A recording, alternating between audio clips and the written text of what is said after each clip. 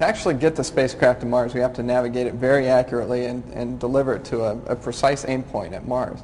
At the time we get there, Mars will be 93 million miles away from the Earth, so that's quite a long distance.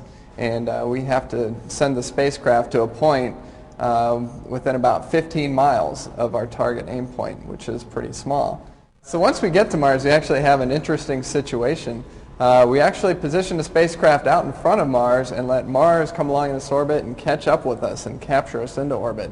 You can think of it much like a quarterback throwing a pass to the receiver. You never throw the ball to where the receiver is right now. You throw it to where he's going to be. You lead him. And we sort of do the same thing with the spacecraft. We send the spacecraft out to where Mars is going to be, and then Mars comes and catches up with us, captures us into orbit.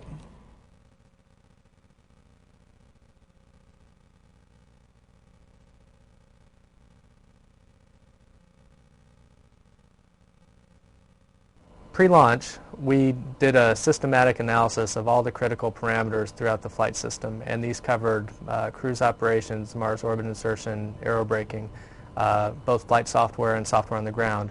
And we came up with roughly 220,000 mission critical parameters, any one of which, if we get them wrong, could be mission critical.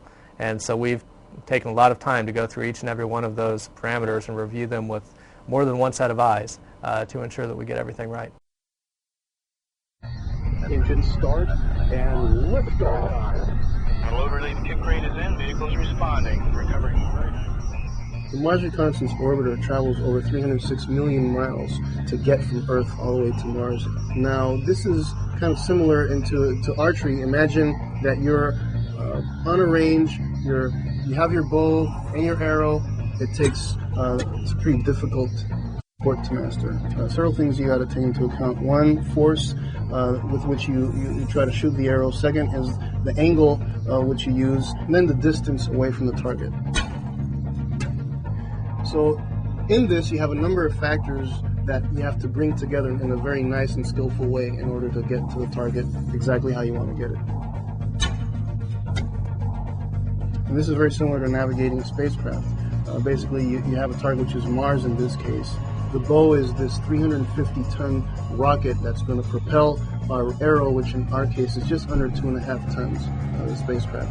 And the distance is 306 million miles, and we have to hit a target that's 60 miles wide in a planet that's not Earth at all. It's on the other side of the sun.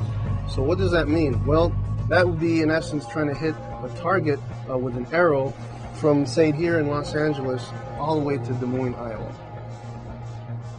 Although there's an opportunity about every 2 years to go from the Earth to Mars, it's not the same path that we travel every time. There's no fixed road or highway that we can take from one point to the other. The Earth is spinning around the Sun, Mars is spinning around the Sun. They're both spinning at a different rate, so they're always at a different point with respect to each other. And it turns out that about every 2 years, they're in sync such that we can go there with a minimum cost, which to us means the minimum amount of propellant that it takes to get the spacecraft from the Earth to Mars. There's a number of different forces that act on the spacecraft on its trajectory to Mars. The dominant force is gravity. The spacecraft's actually in orbit around the Sun, so it's the gravity of the Sun that's the dominant force. However, there are many other smaller forces that act on the spacecraft that sound pretty small but actually have a big effect on where the spacecraft's going.